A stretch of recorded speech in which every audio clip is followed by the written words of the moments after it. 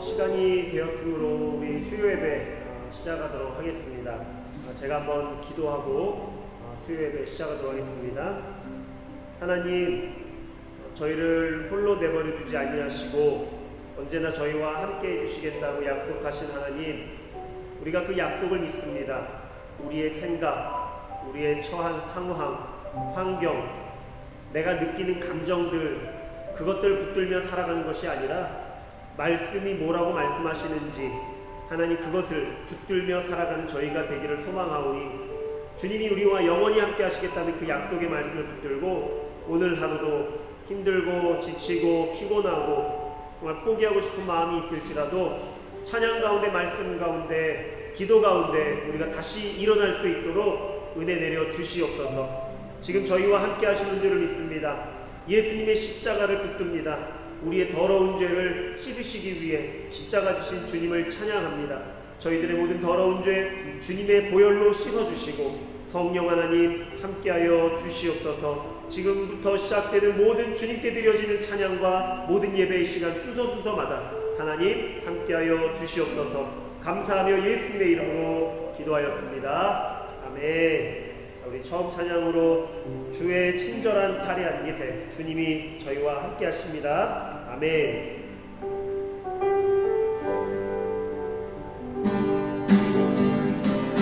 주의 친절한 팔에 안기세, 우리만 인정한 아래는 항상 기쁘고 돈이 되겠네.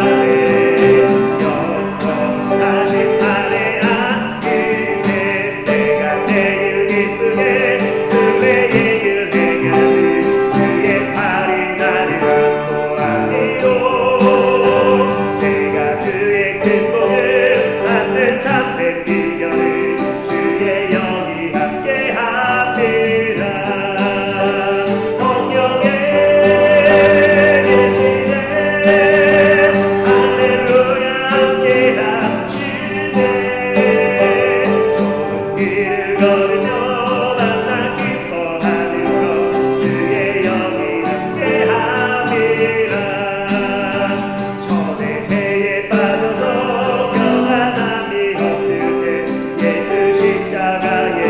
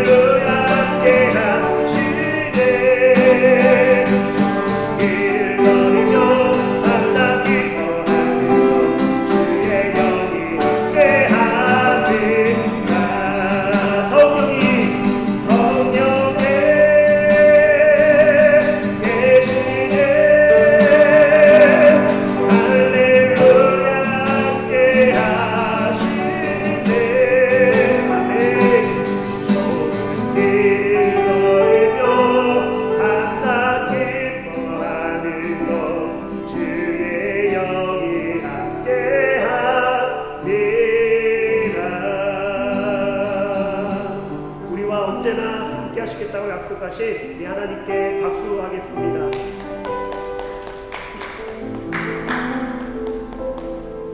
아멘. 하나님이 함께 하시기 때문에 어떠한 상황도 이겨낼 줄 믿습니다. 우리는 주님 품 안에 있음을 우리가 믿음으로 고백하십시다. 주 품에 품으소서.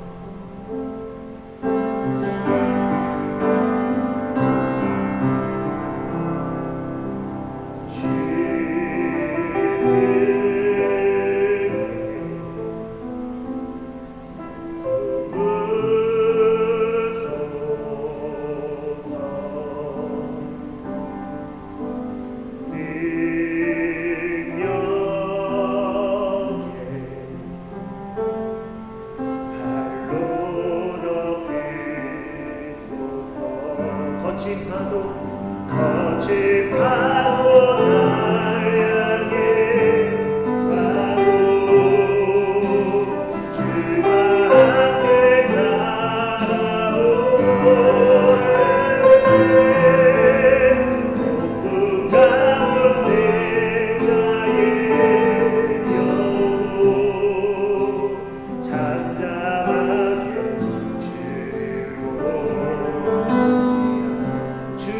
품 안에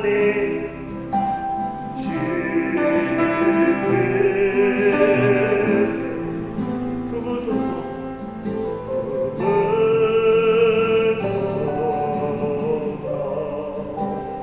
아멘.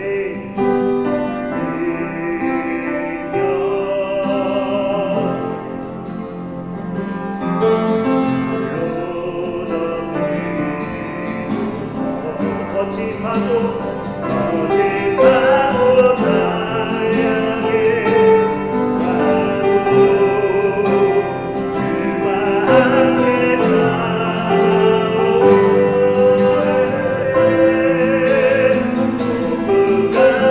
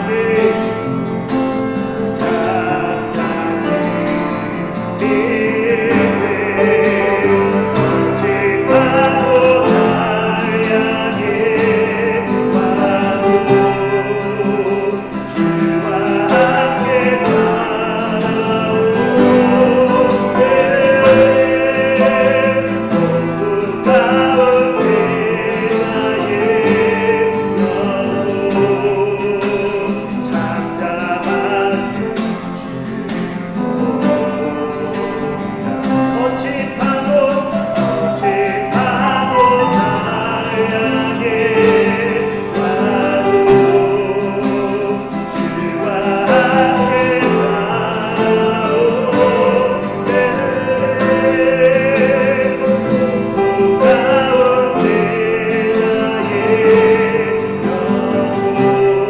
영혼 잠잠하게 주님 안에 마지막으로 고백합시다. 거친 파도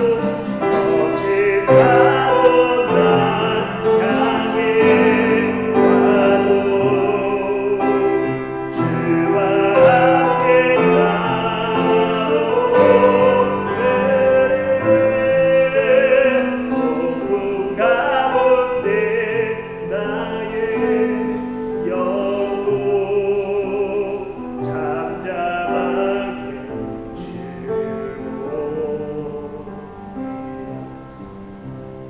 하나님, 우리의 내면이, 우리의 복잡한 생각이 잠잠해지기를 원합니다.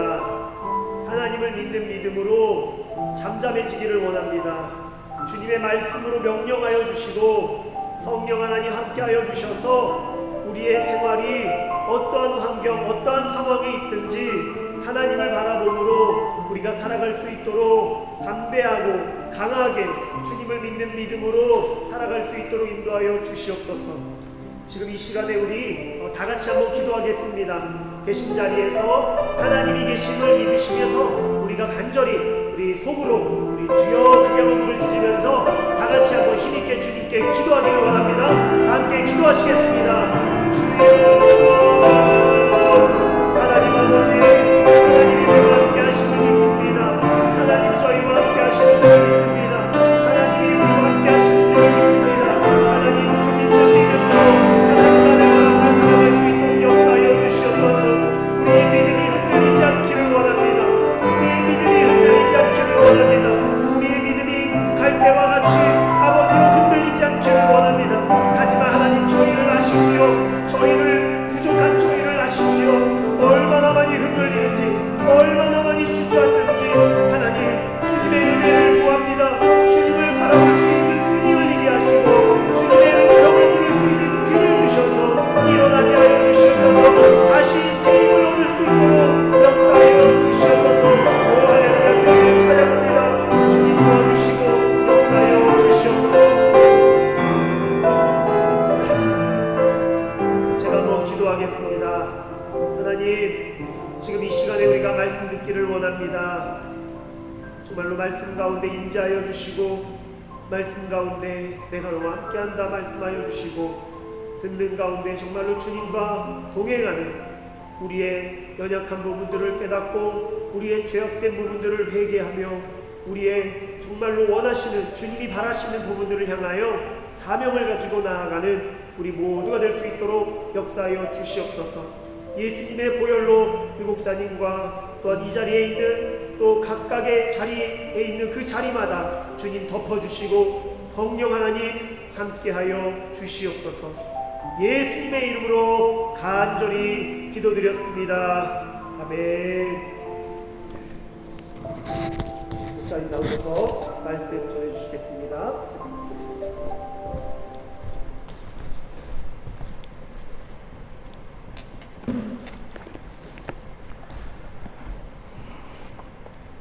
성경 말씀 함께 보겠습니다. 신약성경 고린도 후서 12장 7절에서 10절까지의 말씀입니다. 제 성경으로는 신약성경 298페이지입니다. 고린도 후서 12장 7절에서 10절까지의 말씀 함께 봅니다.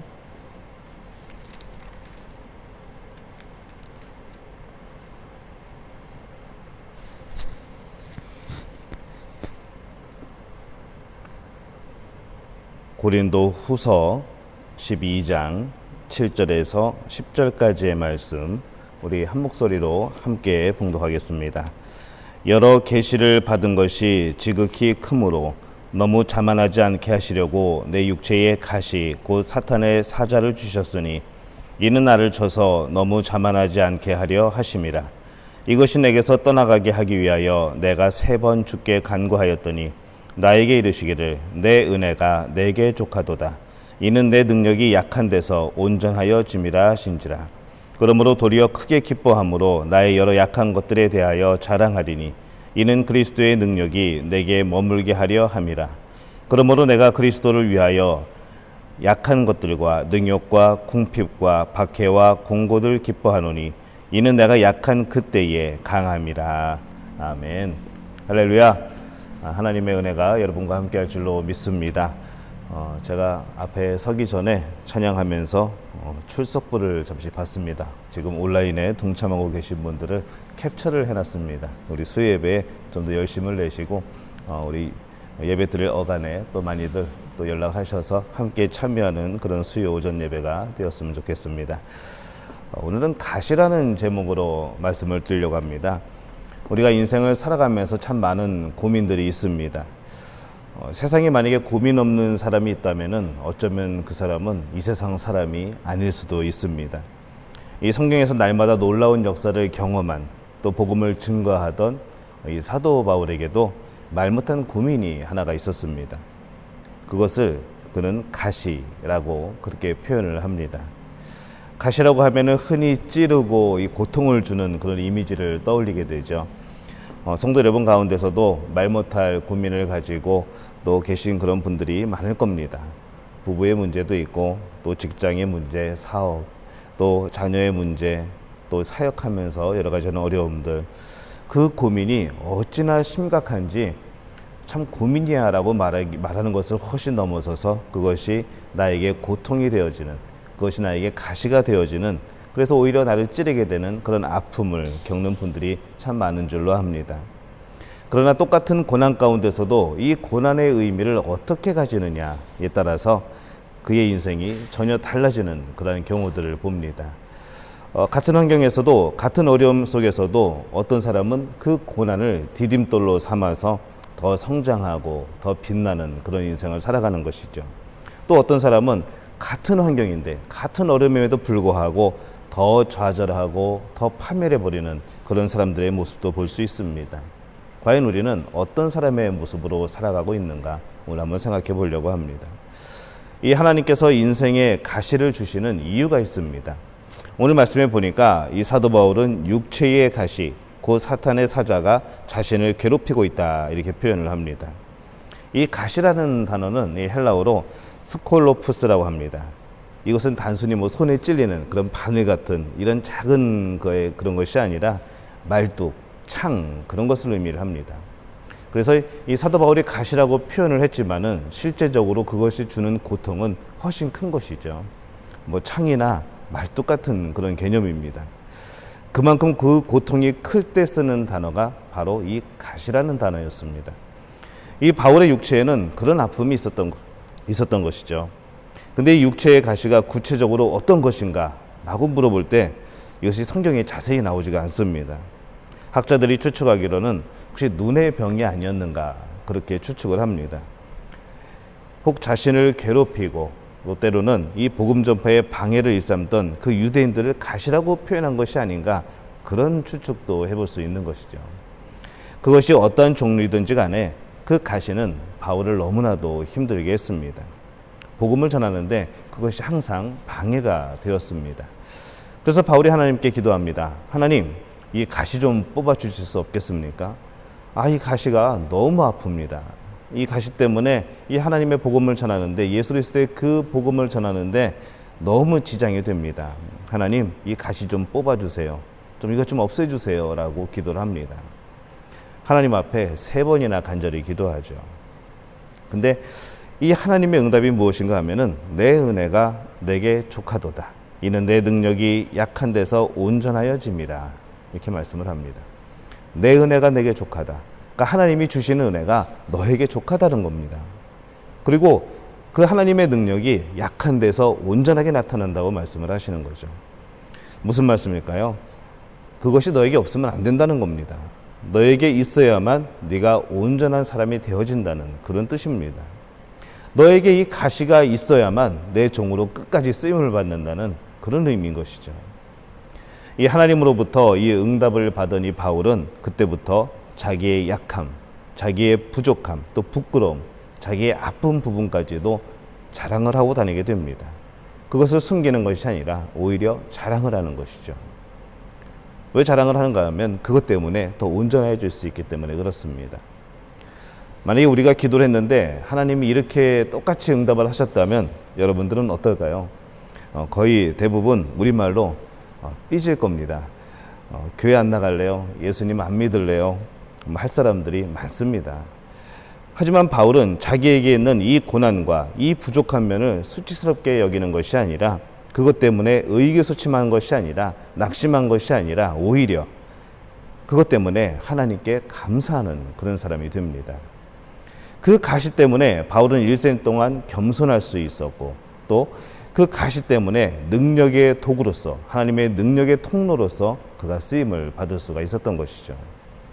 모든 사람에게는 가시가 있습니다.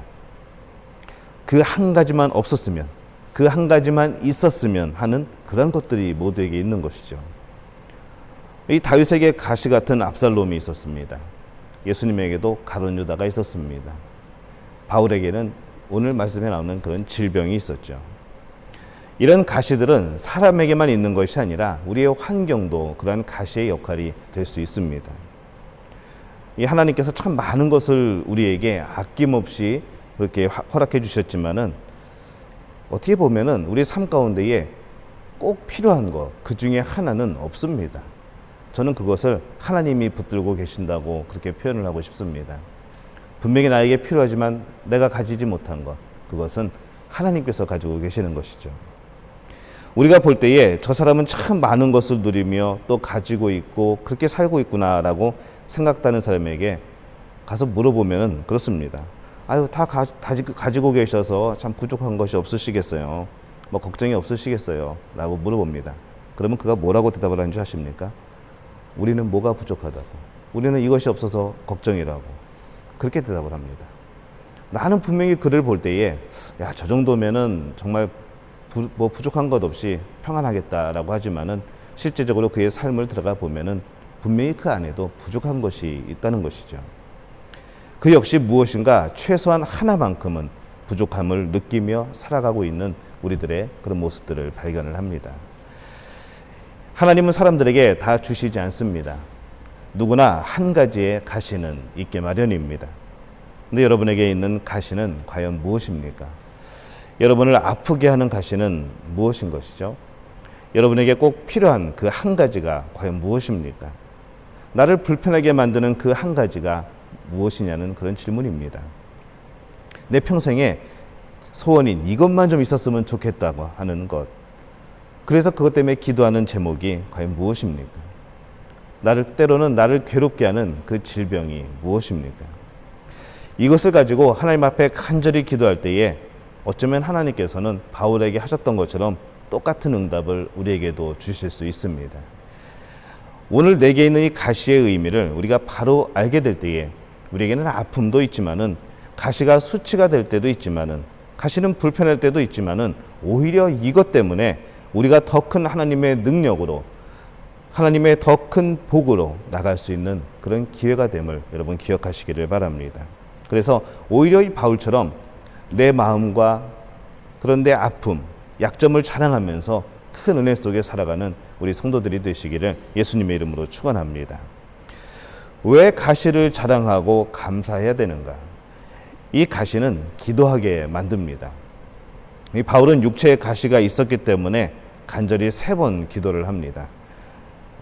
그렇게 힘들었다면서 딸랑 3번만 기도했어요? 라고 물어보실 수도 있겠습니다만은 이 성경에서 3번이라는 의미는 정말 간절하게 기도한 겁니다. 딱 3번만 했다는 것이 아니라 정말 간절하게 계속해서 기도했다는 것이죠. 그거를 3번이라고 표현을 한 겁니다. 완전한 숫자이죠. 이 바다 가운데 그곳에서는 무신론자가 없다는 이야기가 있습니다. 어려우면, 고난이 닥치면 그 누구라도 하나님을 찾고 하나님 앞에 무릎을 꿇게 되고 기도하는 것이 우리 인간 속에 숨어있는 그런 의식이고 본성입니다. 이것이 가시를 통해 주시는 하나님의 복인 것이죠. 이 가시는 하나님 앞에 우리로 하여금 기도하게 만듭니다. 기도할 수 있는 가시라면은 그것은 오히려 복된 것입니다. 반대로 기도하지 못하게 하는 풍요와 번영, 그 성공은 정말로 우리에게 위험한 것이 될 수가 있습니다. 내가 귀하게 여기는 그것이 내게서 기도를 빼앗아 갔다면, 내가 정말로 소중히 여기는 그것이 나에게서 믿음을 빼앗아 갔다면 그것은 더 이상 나에게 복이 아닌 것이죠. 어떤 어려움이 왔을 때 기도할 수만 있다면 그 어려움은 복인 줄 알고 더 기도하여서 더 깊은 하나님의 은혜를 경험하게 되시기를 예수님의 이름으로 축원합니다. 이 철로역정이라는 책이 있습니다. 존 버년이 쓴 책인데 여러분 많이 읽어보셨을 겁니다. 거기에 크리스찬이라고 하는 사람이 멸망의 도시를 떠나서 이 하나님의 나라를 향해서 가는 그런 과정에서 겪는 여러 가지 유혹, 여러 가지 시험, 그런 힘든 내용들을 담고 있습니다. 그것들을 어떻게 극복하면서 천국까지 도달하는가, 그 과정을 겪은 것이죠. 언제 기회가 되면은 이것도 한번 함께 그런 내용을 좀 나눴으면 좋겠습니다. 그가 어느 한 골짜기를 지나는데 사자가 막 으르렁거립니다. 길이 분명히 가운데 있는데 양쪽에 사자가 있는 것이죠. 그 길을 지나가지 않으면은, 이 골짜기를 지나가지 않으면은 하늘나라로 갈 수가 없는데, 근데 뒤에서 음성이 들립니다. 걱정하지 말고 앞으로 가보아라 라고 음성이 들립니다. 그래서 가까이 가면은 분명히 잡아먹힐 것 같고 이 사람이 어떻게 할까 고민하면서 정말 떨리는 다리를 이끌고 조금씩 갑니다. 근데 가만히 보니까 그 죽음을 무릅쓰고 가까이 가보니까 이 사자들의 목에 쇠사슬이 묶여져 있습니다. 그 쇠사슬은 저 뒤쪽에 말뚝에 박혀 있는 것이죠.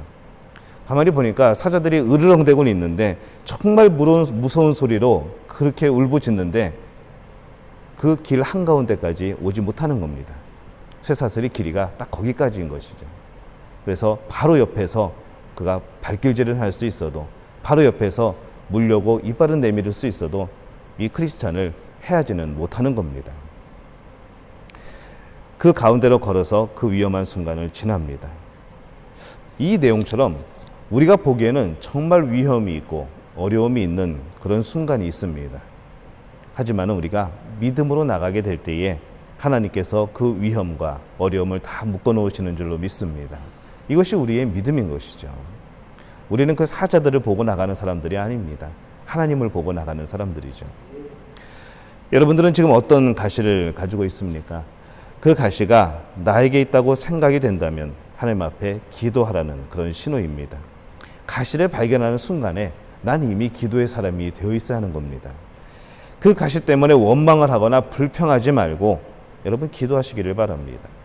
이 기도의 시간을 가지고 하나님 앞에 부르짖어 보시기를 바랍니다. 하나님께서 오늘 우리에게도 기도의 능력으로 승리하는 응답을 허락하여 주실 줄로 믿습니다. 이 바울의 가시 때문에 감사한 것은 바울을 겸손하게 만들어서입니다. 하나님의 은혜를 다시 한번 깨닫게 했기 때문인 것이죠. 이 바울은 참 하나님의 놀라운 은혜를 많이 체험한 사람입니다. 말할 수 없는, 때로는 설명할 수 없는, 참 어떻게 깊이를 알 수 없는, 측량할 수 없는 그런 수많은 은혜들을 체험을 합니다. 바울은 하나님의 그 놀라운 은혜 가운데에 정말 많은 경험을 하고 간증하고 그것을 너무나도 감사하고 기뻐합니다. 또 그에게 있는 능력은 참 대단했습니다. 사도행전 12장 19절에 보면은 바울이 직접 안수하는 것은 물론이고 이 바울의 손수건이나 앞치마를 가지고 가서 병자 위에 얹기만 해도 병자가 낫는 그런 역사들이 나타납니다. 귀신이 물러가는 역사가 나타나는 것이죠. 만약에 오늘 우리가 이런 은혜를 받았다고 하면은 우리는 어떨까요? 아마 그것이 우리의 직업이 될 겁니다. 그것으로 인해서 수익이 창출될 것이고 그것으로 인해서 내가 앞서는 그런 기회들이 많아지게 될 것이고 관심을 받게 될 것이고 과연 그 안에서 믿음을 지켜나간다는 것이 참 얼마나 힘든 일일까요? 내가 교만해지지 않는다고 어떻게 장담을 하겠습니까? 할 수만 있으면 어떻게든지 자랑하고 싶은 것이 우리의 마음이 아니겠습니까? 그런 사역을 하시고 때로는 그런 역사가 나타나신 분들 보면은 그래서 참 존경스럽습니다. 그러면서도 그런 겸손을 유지하는 것이 얼마나 참 감사한지 모릅니다. 사람은 겸손할 수밖에 없어야 겸손합니다. 조금이라도 자랑할 만한 것이 있으면은 그것 가지고 교만을 향해 달려가는 것이 우리들의 원래의 모습입니다. 가시는 이 교만을 멈출 수 있는 브레이크입니다. 브레이크 없는 자동차 생각해 보셨습니까? 가기는 잘 가는데 멋있긴 한데 정말로 금방 속도를 내는데 브레이크가 없다면 그것만큼 위험한 자동차가 어디 있겠습니까? 가시는 우리 삶의 브레이크와 같습니다. 잠언 16장에 보면은 교만은 패망의 선봉이요 거만한 마음은 넘어짐의 앞잡이니라 이렇게 말씀을 합니다. 교만하고 거만하고 하나님 앞에 오래 서 있는 사람은 없습니다. 그 교만 때문에 그 거만함 때문에 결국에는 무너집니다. 이사야 14장에 보면은 그 부강한 바벨론이란 나라가 이렇게 말하죠. 내가 하늘에 올라가서 뭇별 위에 나의 보좌를 높이리라. 가장 높은 구름 위에 올라가서 지극히 높은 하나님과 한번 비겨보리라. 이게 바벨론의 이야기일까요? 우리의 모습입니다. 무엇인가 있으면, 무엇인가 가지고 있으면, 무엇인가 할 수 있으면은 정말 하늘에 올라가서 나의 보좌를 높이게 되고 그것이 더 지나치게 되면은 하나님마저 잊어버리고 하나님과 보좌를 겨루려고 하는 그런 마음이 우리 안에 있습니다. 그래서 이 하나님 앞에서의 교만은 곧 멸망일 수밖에 없는 것이죠. 우리 성도들은 하나님께서 부어주시고 복을 주셔도 아무리 부어주시고 복을 주셔도 변하지 않고 언제나 겸손한 성도들이 되시기를 예수님의 이름으로 축원합니다. 그래야만 하나님이 계속해서 부어주십니다. 교만은 이렇게 무서운 것입니다. 이렇게 큰 범죄이기 때문에 하나님 앞에서 버림받는 죄이기 때문에 교만하지 않기 위하여서 하나님께서 무엇인가 하나를 모질하게 하십니다. 무엇인가 하나의 가시, 아픔을 주실 때가 많은 것이죠.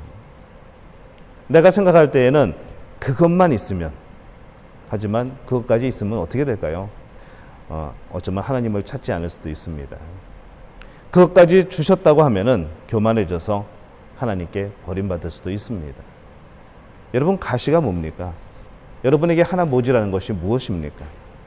어떤 사람은 지금보다 인물이 조금만 더 좋았으면 아주 멋있는 인생을 살 것이라고 생각하시는 분들도 있습니다.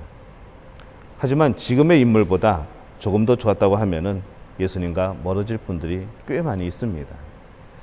지금보다 돈이 한 10배만 많았으면은 내가 하나님의 일을 할 터인데, 그렇게 하지만 그렇게 주었다고 한다면은 그 돈으로 인해서 하나님과 멀어질 분들도 많이 있습니다. 지금 하지 못하면 10배가 있어도 못합니다. 지금 순종하고, 지금 예배하고, 지금 찬양하고, 지금 헌신하고 봉사하지 못하면은 모든 상황이 주어져도 못합니다. 우리의 삶의 헌신이 먼저인 것이죠. 내게 권세가 있다면 내가 좀 더 하나님의 일을 하여서 이 복음을 정말로 효과 있게 전할 것인데, 예를 들어 볼까요? 직장에 사업을 운영하는데 직원이 5명입니다. 그들에게 복음을 못 전하면은 즉 직원들이 100명이 있어도 못 전합니다. 작은 것에부터 충성하는 것이죠. 그 권세를 주었다고 할지라도 오히려 그거 가지고 남을 압제하게 되고 또 범죄하게 되고 하나님과 멀어질 사람들이 꽤 많다는 이야기입니다. 그런 분들이 우리 믿음 교회는 없는 줄로 압니다. 이 세상의 온갖 것을 가지고 다 교만해져서 하나님 앞에 버림받는 것보다 하나 모자라서 천국 가는 게 우리에게 복 아니겠습니까? 그것이 더 낫기 때문에 하나님께서는 그 하나 모자란 것을 붙들고 계시는 것으로 여러분 생각하시기를 바랍니다. 그렇게 생각하면은 이것이 참 은혜입니다. 나에게 가시와 모자람, 연약함, 여러분 이것을 자랑할 수 있기를 바랍니다. 오히려 그것이 더 큰 하나님의 은혜를 체험하게 만드는 것이죠. 예전에는 키 작은 것이 굉장히 컴플렉스였습니다. 오래 가지는 않았지만은 원래 작았던 것이 원래 안 자란 것이 아니고 원래 이랬습니다. 처음부터 이랬고 그렇게 살다가 보니까 어느 때는 그것이 참 왜 나는 이렇게밖에 안 자랄까라는 생각이 있었죠. 근데 그것이 어느 순간에 그냥 받아들이게 되어지고 또 그것조차도 감사하게 되고 그래서 얼굴이 좀 잘생겼다는 이유로 그렇게 기뻐하게 되는 것이죠. 더 이상 그것이 가시가 되지 않는 겁니다. 여러분, 저는 이런 이야기를 했지만은 여러분의 삶에 이런 것들이 있을 겁니다. 나에게는 뭐가 없는데, 나에게는 어떠한 것이 없는데 그것이 아무렇지도 않게 느껴지게 되는 것. 저는 그것을 은혜라고 부릅니다. 여러분이 변화된 것이죠. 더 이상 그것 때문에 상처가 되지 않는 것이죠. 다른 사람들은 그것이 불편하겠다고 말을 하지만은, 다른 사람들은 그것이 참 좀 힘들고 어떤 장애가 되지 않냐고 말을 하겠지만은 우리는 더 이상 그렇지 않은 겁니다. 그것이 바로 은혜입니다. 그래서 이 가시는 하나님의 능력이 나타나는 것입니다. 내 능력이 약한 데에서 온전하여 짐이라 이렇게 말씀을 합니다. 이 공동번역 성경에 보면은 내 권능은 약한 자 안에서 완전히 드러난다 이렇게 번역을 했습니다. 강한 자 안에서 드러나면은 사람들이 어떻게 생각할까요? 그 사람은 원래 강하니까 그 사람의 능력이겠거니 라고 생각을 합니다. 그 강해서 그런 능력이 나오는 줄 알지만은 약한 자 안에서 능력이 나타나게 되면은 어떻게 될까요? 저 사람이 무슨 일이지? 궁금해집니다. 나중에 알고 봤더니 기도하는 사람이었고 하나님이 함께하는 사람이었고 하나님이 돕는 사람이었습니다. 그러면 그 능력은 누구한테 나올까요? 하나님한테 나오는 것이죠. 약한 자의 능력이 아니라 하나님의 능력으로 사람들이 알고 하나님께 영광 돌리게 되는 겁니다. 그래서 하나님께서는 강한 자, 강한 환경, 좋은 곳에서 역사하시기보다는 때로는 없는 곳에서, 때로는 연약한 곳에서 그런 가운데서 역사하셔서 하나님의 능력을 나타내십니다. 또 우리도 마찬가지이죠. 우리가 만약에 다 할 수 있으면은 뭐하러 기도하겠습니까? 우리가 안 되니까 기도하는 것이고 못하니까 기도하는 것이고 부족하니까 간구하는 겁니다. 우리는 그런 부족함 가운데서 다시 한번 하나님을 바라보아서 그렇게 물리쳤다면은 이기고 난 다음에는 그가 어떻게 생각했을까요? 우리가 용감히 싸워서 우리의 군사들이 많아서 그렇게 이겨냈다고 그렇게 말을 했을 겁니다. 근데 300명 데리고 나갑니다. 300명 데리고 나가서 몇 명을 이겼는가 하면은 13만 5천 명을 이깁니다. 그때 이기고 난 다음에는 그들이 어떤 생각을 했을까요? 야, 우리가 잘 싸워서 이겼다. 300명하고 13만 5천 명. 이게 가능한 일입니까? 이것은 자신들의 전투력이 아닙니다. 하나님의 능력이죠. 하나님의 싸우셨다고 고백할 수 없는 그런 결과입니다. 그렇게 고백을 하게 됩니다. 그래서 내가 약할 때에, 내가 아플 때에, 내게 가시가 있을 때에, 그때에 비로소 하나님께서 역사하신 때인 것을 여러분 믿으시기를 바랍니다.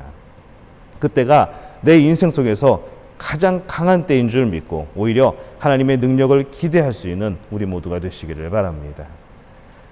약함을 어떻게 보느냐, 이것에 따라서 우리는 더 나아가는, 승리하는, 복을 받는 그런 사람이 될 수도 있고, 약함 때문에 그런 약함만 바라보다가 낙심하여 쓰러질 수도 있습니다. 연약한 것 때문에 우리가 기도하면은 그 연약한 것, 그 가시는 복입니다. 기도하면 하나님 앞에 은혜를 받습니다. 연약함이 하나님의 은혜를 간직할 수 있는 그런 울타리가 되어지는 것이죠.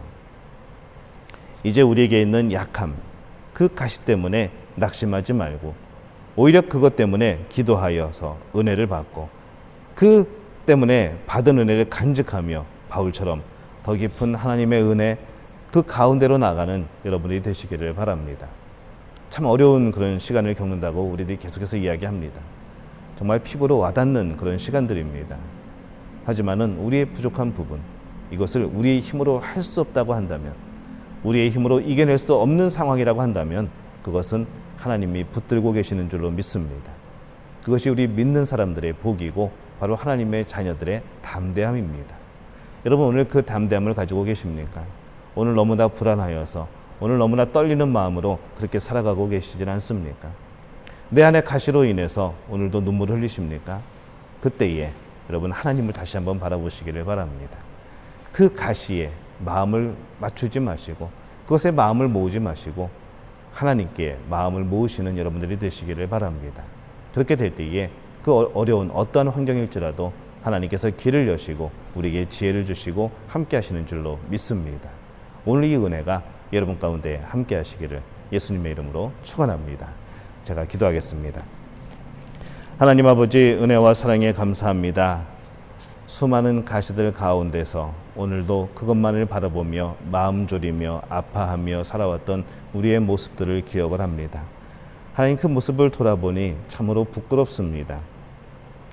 하나님의 능력이 우리와 함께 하심을 아는데 하나님께서 나를 이렇게 구원해 주신 것을 아는데 하나님께서 나를 이렇게 살려주신 것을 아는데 지금까지 이렇게 살게 해주신 것을 그렇게 알고 있는데 그것에 감사하기보다는 그 한 가지의 부족한 것, 그 한 가지의 가시 때문에 하나님을 잃어버렸던 우리를 용서하여 주옵소서. 오늘 흘리는 눈물이 아픔의 눈물이 아니라 감사의 눈물이 되게 도와주옵소서. 오늘 내 입에서 나오는 탄식이 이제 찬송으로 바뀌게 도와주옵소서. 하나님을 향한 그 원망이 우리의 기도로 바뀌는 놀라운 역사들이 우리 성도들 가운데 나타나게 도와주옵소서. 먼 곳에서 또 자가격리를 마치고 또 이제 삶으로 돌아가는 우리의 성도들도 있습니다. 아직 그 기간이 남아서 정말로 홀로 있는 가운데 하나님과 더욱더 깊은 교제를 나누는 이들도 있습니다. 하나님 기억하여 주옵소서. 저들과 함께하여 주옵소서. 하나님 또 이곳에 남아서 많은 사업에 부딪히는 어려움들을 바라보며 눈물 흘리는 우리의 많은 성도들이 있습니다. 우리의 직장을 잃고 정말로 간절한 마음으로 하나님께 기도하는 성도들이 있습니다. 몸이 아파서 하나님께 정말로 눈물 흘려 기도하는 우리의 성도들이 있습니다. 우리 삶의 수많은 가시들 하나님 붙들어 주시옵소서.